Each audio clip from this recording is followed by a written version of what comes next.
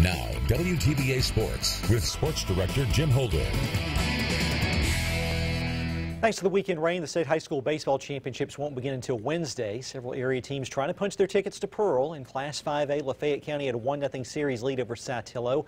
As for Game 2, no score in the top of the first. Commodores threatening with runners at first and second. Wilson Varner here with a single to right center. Ben Harper is going to round third to score, and Lafayette, just like that, takes a 1-0 lead. But Saltillo responds in the bottom of the first with a runner at third, Charles Miller at the plate.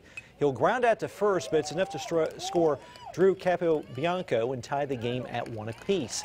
In the bottom of the second, after Evan McCarthy brings in the go-ahead run on another ground out, it's Wesley Mize with a base hit to score Drew Medlock.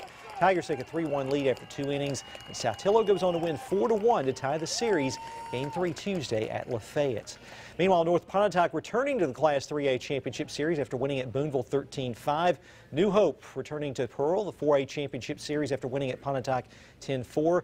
Smithville returning to Class 1A Championship after winning at West Union 10-3. And in 1A South half, Hamilton defeats Stringer 5-2 thanks to 10 strikeouts from Brady Davis. Game 3 of that series Tuesday night at Stringer.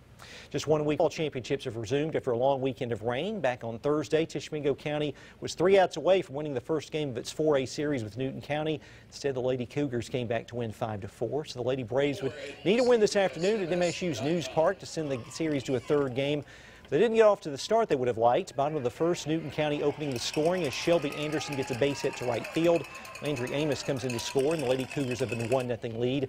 And they weren't done. Brittany Thomas with a base hit to left center. Caitlin Gibson will score to make it 2-0, part of a 5-run first inning for Newton County. It was 8-0 in the sixth when the Lady Braves get untracked. Maddox McNatt with a triple to the wall on right.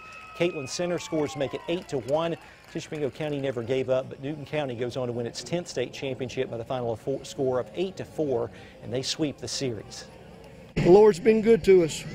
He's blessed us all year long, and I'm not going to be negative over this loss. I would love to come down here and play every year. These people who get to play every year or two and win it, they take it for granted. They don't realize when you hadn't been back in 30 years like me, I'd love to come back next year, but Lord knows what's going to happen.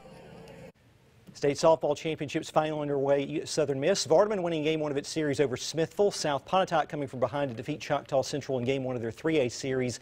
More games tomorrow will be in Hattiesburg and have highlights. Meanwhile, ICC wins the state JUCO tournament by blanking Pearl River. Earlier, Colin ends Northeast season in an elimination game 5-3.